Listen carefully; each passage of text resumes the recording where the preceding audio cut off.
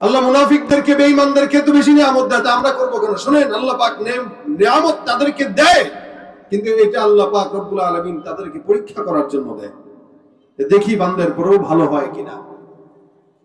এজন্য কেউ যদি মনে করেন হারে রিকশা চালাই, ভ্যান চালাই, এরপরও আল্লাহ পাক রব্বুল আলামিনের পথে থাকি, এরপরও আল্লাহ যদি কিছু না দেয় তাহলে আল্লাহর পথে চলবো কেন? ভাই, আপনার জবাব আল্লাহর হাবিব সাল্লাল্লাহু আলাইহি ওয়াসাল্লাম ১৫০০ বছর আগে দিয়েছেন। নবী বলেন, আদ-দুনিয়া সিজনুল মুমিন ওয়া জান্নাতুল কাফির। এই দুনিয়াটা মুমিনদের জন্য জেলখানা, বেঈমানদের জন্য জান্নাতের বালাখানা। তবে হ্যাঁ, একজন গরিব লোক ধনী লোকের ৫০০ বছর আগে জান্নাতে চলে যাবে। আল্লাহ পাক আপনাকে আমাকে মাঝে মাঝে কম দিলেও আল্লাহ পাক রব্বুল আলামিন ওটা জান্নাতে যায় পোষায় দেবে। তবে আল্লাহ যদি চাইতেন, নাফরমান ব্যক্তি গুনাহ করার কারণে নিয়ামত বন্ধ করতে পারতেন। যেমন মনে করেন কেউ ফজরের নামাজ পড়বে না, আল্লাহ পাক চাইলে বান্দার সকালের নাস্তা গিলা বন্ধ করে দিতে পারতেন। যে ফজর পড়বে না, ও নাস্তা গিলতে পারবে না, গলায় দরজা লেগে যাবে। জোহর পড়বে না, তো দুপুরের খানা খেতে পারবে না। আসর পড়বে না, তো বিকেল বেলা চা নাস্তা গিলতে পারবে না। মাগরিব পড়বে না, রাতের খাবার খেতে পারবে না। এশা পড়বে না, তো চোখ দিয়া ঘুম আসবে না। আমি আল্লাহ সব বন্ধ করে দিলাম। চাইলে আল্লাহ পাক নিয়ামত গুলা বন্ধ করতে পারেন কিনা? এই যে ২৪ ঘন্টা আল্লাহ পাকের শ্বাস প্রশ্বাস গ্রহণ করি। করোনার সময় আমাদের এক বন্ধু মা হাসপাতালে ভর্তি ছিল। আমাদেরকে বলেছিল যে আমার মায়ের প্রত্যেক ঘন্টায় অক্সিজেনের বিল, ৩ দিন ছিলেন হাসপাতালে, এই ৩ দিনে আমাদেরকে প্রত্যেক ঘন্টায় ৬৫,০০০ টাকা করে অক্সিজেন বিল দেওয়া লাগছে। কত টাকা? ৬৫,০০০ টাকা। একটা মানুষ যদি ১ ঘন্টার বিল দেয়, তা ৭২ ঘন্টায় কতগুলো টাকা?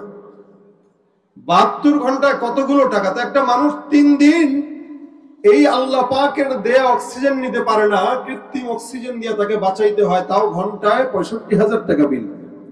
বান্দারা যদি আল্লাহ পাক বিল সিস্টেম চালু করতো যে তুমি নিঃশ্বাস গ্রহণ করলেই বিল দেওয়া লাগবে, ১০ বছর না, ১ বছর বাঁচার ক্ষমতা আমাদের থাকতো না, ১ মাসও বাঁচার ক্ষমতা আমাদের থাকতো না, এমনকি ১ সপ্তাহ বাঁচার ক্ষমতা আমাদের থাকতো না। কেন?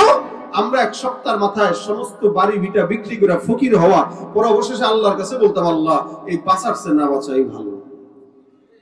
টাকা দিয়ে কয়দিন বাঁচা যায়? কিন্তু আল্লাহ পাক প্রতিনিয়ত দয়া করেন, মায়া করেন। এজন্য আল্লাহ পাক রব্বুল আলামিনের এই দয়া আর মায়ার অবশ্যই গুরুত্ব দেওয়া দরকার। যিনি যাকে ভালোবাসেন, ভালোবাসার গুরুত্ব না দিলে ভালোবাসার মর্যাদা থাকে না। আল্লাহ পাক আমাদেরকে ভালোবাসেন, বান্দা যদি গুরুত্ব না দেয় তা আল্লাহ পাক ওই ভালোবাসার মর্যাদা রাখেন না। এই জন্য বান্দা গুনাহ করুক, আপত্তি নাই, কিন্তু গুনাহের পরে আল্লাহ পাকের কাছে যেন তওবা করে। এই দুনিয়াতে সব মানুষ গুনাহগার, তবে হ্যাঁ, নবীরা ছাড়া। সাহাবীদেরকে আল্লাহ পাক মাফ করে দিয়েছেন, প্রত্যেকটা নবী রাসূল মাসুম। আর সাহাবা আজমাইন, এদেরকে আল্লাহ পাক রব্বুল আলামিন ক্ষমা করে দিয়েছেন, রাদিয়াল্লাহু আনহুম ওয়া রাদু আন। এই কথা বলে আল্লাহ তাদের উপরে সন্তুষ্ট, তারাও আল্লাহ পাকের উপরে সন্তুষ্ট। সুবহানাল্লাহ। আস্তে করেন, কালকে করেন। মানে বুঝেন, আল্লাহ পাক তাদের উপরে খুশি, মানে আল্লাহ তাদের উপরে আর কোনো অবজেকশন নেই, এবং তারাও আল্লাহ পাকের উপরে এমন সন্তুষ্ট যে আল্লাহ পাকের উপরে তাদের কোনো আর অবজেকশন নেই। আমরা কি আল্লাহ পাকের উপরে খুশি? বুঝা করেন না? আপনারা বলতেছেন খুশি, কিন্তু ব্যবসায় একটু লস হইলে কাহারে আল্লাহ খালি আমারই দেখছে। কেউ বুঝে না এরা কথা, এরা কথাই বুঝে না। আমার কথা বুঝেন? ঘোড়ার টিম বুঝেন? ব্যবসা একটু কম হয়, দোকানপাটে একটু ব্যবসা কম হয়, একটু বিপদে মুসিবতে পড়লো, একটু বিবি অসুস্থ হইলো, সন্তান অসুস্থ হইলো, হুট করে আল্লাহ পাকরে বলে ফেলে, আল্লাহ তুমি কি খালি আমারই দেখছো? তাহলে বলেন, সে কি আল্লাহ পাকের উপরে সন্তুষ্ট?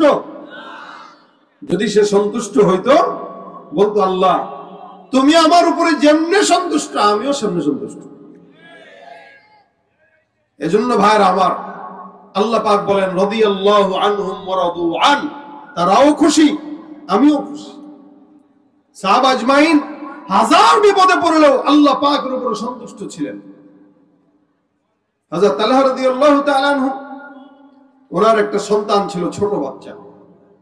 যে বাচ্চা অসুস্থ, হঠাৎ করে অসুস্থ বাচ্চা বেশ কিছুদিন অসুস্থ থাকার পরে জমিন থেকে বিদায় হয়ে গেছে, ইন্তেকাল হয়ে গেছে। ছোট মানুষ, নবী করিম সাল্লাল্লাহু আলাইহি ওয়াসাল্লাম খুব মহব্বত করতেন। তো যখন বাচ্চা ইন্তেকাল করলো, বিবি স্বামীর কাছে খবর পাঠায় স্বামীকে ঘরে আসার জন্য আদেশ করলো, অনুরোধ করলো যে আসেন, বাসায় আসেন। রাসূলের রওজায়, রাসূলের মজলিসে বসা ছিলেন, খবর আসলো যে বাসার থেকে আপনার বিবি সালাম পৌঁছাইছে। আবু তালহা রাদিয়াল্লাহু তাআলা চলে গেলেন। বাসায় যাওয়ার পর ডাক দিয়া কয়, ব্যাপারটা বুঝলাম না, কেন এত গুরুত্বপূর্ণের সঙ্গে আমাকে ডাকলা, গুরুত্বের সাথে আমাকে বাসায় আসার জন্য নির্দেশ করলা।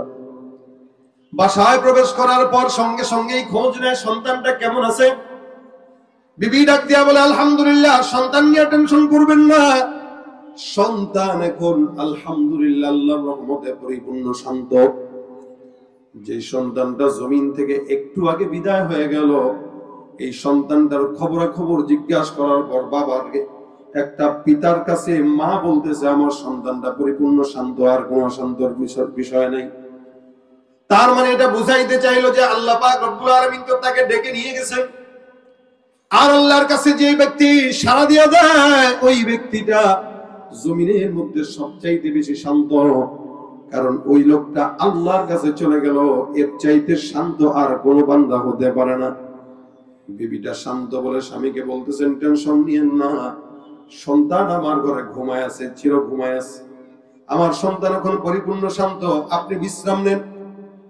তালহা রাদিয়াল্লাহু তাআলা আনহু ঘরের ভিতরে প্রবেশ করলেন, নিজে সুন্দর করে নাস্তা করে রাত্রিবেলা ঘুমায় গেলেন। হযরত তালহা রাদিয়াল্লাহু তাআলা ওই রাত্রি বিবির সঙ্গে মেলামেশাও করলেন, সহবাসও করলেন। ফজরের নামাজের আগ মুহূর্তে যখন গোসলের জন্য ঢুকলেন, এই সময় গোসল করার পর বিবি ডাক দেয়া বলে, স্বামী আমার, আপনার কাছে একটা প্রশ্ন করব, জবাব দিয়ে দিবেন। স্বামী ডাক দেয়া বলতেছে, কি প্রশ্ন করবা, জবাব দিব বলো। কেউ যদি আপনার কাছে কোনো টাকা আমানত রাখে, এই আমানত যখন যদি কোনো বান্দা চায়, ওই সময় আপনার জন্য কি করণীয় বলেন তো। স্বামী ডাক দিয়া বলে, আমানতের মাল যথা সময় ফেরত দেওয়াটা ইমানদারের আলামত। কেউ যদি আপনার কাছে আমানত রাখার পর আপনার কাছে যদি ওই টাকাটা ফেরত চায়, আপনার কি রাগ আসবে কিনা বলেন তো। বলে, কেন রাগ আসবে? আমানত সে আমার কাছে রাখতে দিল, এটা তার জিনিস, আমার জিনিস না। সে যদি আমার থেকে নিয়ে যায়, আমার রাগের কোনো কষ্টের কোনো কারণ নাই। রাগ করা তো দূরের কথা, আমি আল্লাহর সন্তুষ্টির জন্য তার আমানতটা সুন্দর করে বুঝায় দেব, এটাই আমার গুণ। বিবি ডাক দেয়া বলে, স্বামী আমার, আল্লাহ পাক রব্বুল আলামিন আপনাকে আমাকে যেই নিয়ামত দিয়েছেন, আমানত দিয়েছেন, এই সন্তান এতদিন পর্যন্ত অসুস্থ ছিল, এই সন্তানকে আল্লাহ পাক নিজে তার আমানত আমাদের থেকে উঠায় নিয়ে গেছে। আল্লাহর আমানত আল্লাহ পাক নিয়ে গেছেন, এই ব্যাপারেও আপনি নিজে আল্লাহর দরবারে সবর অর্জন করেন। স্বামী এবার বেজার হয়ে গেল, বিবিকে ডাক দিয়া বলতেছে, বিবি আমার, ব্যাপারটা বুঝলাম না, গত রাতে তোমাকে জিজ্ঞাসা করলাম সন্তান কেমন আছে, তুমি আমাকে বলো নাই, তুমি বললা আমার সন্তান পরিপূর্ণ শান্ত। আরে তুমি তখন তো আমার কাছে মৃত্যুর সংবাদের কথা বলো নাই, একটা মৃত লাশকে তুমি সামনে নিয়ে শান্ত কোন সাহসে বললা? বিবি ডাক দিয়া বলে, আমার সন্তান আল্লাহর জান্নাতের মেহমান হয়ে গেছে। জান্নাতের মেহমান যেই বাচ্চাটা হয়, ওই বাচ্চা অশান্ত থাকতে পারে না, ওই বাচ্চাটাই জমিনের মধ্যে সবচাইতে বেশি শান্ত। গত রাতে আমি আপনাকে বলি নাই, হুট করে আপনি বাসায় আসবেন, সন্তানের মৃত্যুর সংবাদ শুনবেন, আর আপনি পেরেশান হয়ে যাবেন, আপনার ঘুম হবে না, খাবার দাবার হবে না, সারাদিন আপনার কষ্টে যাবে। যার কারণে আপনার কাছে আমার সন্তানের মৃত্যুর সংবাদ শোনাই নাই, আপনি আমাকে মাফ করবেন। তালহা রাদিয়াল্লাহু তাআলা মেজাজ গরম হয়ে গেছে, আল্লাহর বান্দা রাসূলের কাছে চলে যায়, ডাক দেয়া কয়, রাসূলুল্লাহ, আমার বিবি আমার সঙ্গে এই ব্যবহারগুলো করেছে। সন্তানকে মৃত অবস্থায় ঘরের মধ্যে রেখে আমার বিবি আমাকে ডাক দিয়া কয়, আমার সন্তান নাকি শান্ত। সকালবেলা ফজরের নামাজের সময় যখন উঠলাম, ইয়া রাসূলুল্লাহ, রাত্রিবেলা খাবারও খাইলাম, বিবিকে ভোগ করলাম। গোসলের সময় আমার বিবি ডাক দিয়া কয়, স্বামী আল্লাহ পাক রব্বুল আলামিন তার দেয়া নিয়ামত ছিনিয়ে নিয়ে গেছেন। আল্লাহর নবী, আমার বিবির নামে আমি আপনার কাছে বিচার দিতে আসলাম। পয়গম্বর, আপনি বলেন বিবির সঙ্গে আমার কেমন মুআমালা করা দরকার। নবী আমার ডাক দেয়া বলেন, হে সাহাবী, তোমার বিবি ওই কাজটাই করেছে যেই কাজটা একটা নেককার বিবির করার দরকার। তোমার বিবি যেই কাজটা করলো এটাই নেককার বিবির কাজ। তোমার বিবি তোমাকে যদি এই মুহূর্তে বলতো, পেরেশান হয়ে যাইতা, কান্নাকাটি করতা, লাশটা কাফন দাফন দেওয়ানোর জন্য একদম পাগলের মতো হয়ে যাইতা, তোমার সঙ্গে আল্লাহ পাক রব্বুল আলামিন এর চেয়ে ভালো কিছু জিনিস দেওয়ার জন্য আল্লাহ পাক তোমার পরীক্ষার সবর নিলেন, সবরের পরীক্ষা নিলেন। টেনশনের কারণ নাই।